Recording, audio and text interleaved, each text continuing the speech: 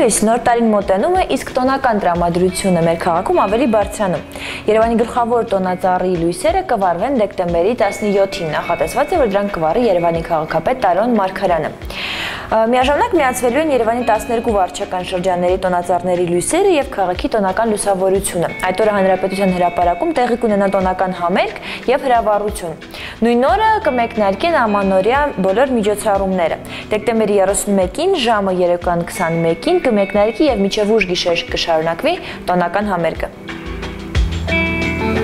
Վերջերս արված հետազոտությունը ցույց է տվել, որ միջին տարիքի կանանց 1/4-ը քնելու հետ խնդիրներ ունի։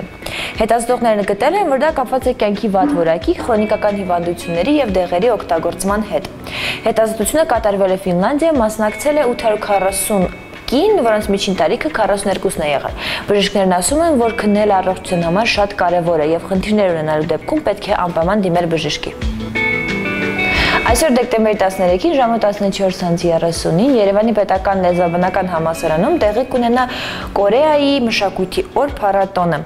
Իսկ դեկտեմբերի 13-ին եւ 14-ին Մոսկվայի տանը տեղի կունենա արգենտինական կինոյի փառատոնը։ Դեկտեմբերի 14-ին էլ Արամ Խաչատրյանի համերգասրահում տեղի կունենա Տիգրան Համասյանի համերգը։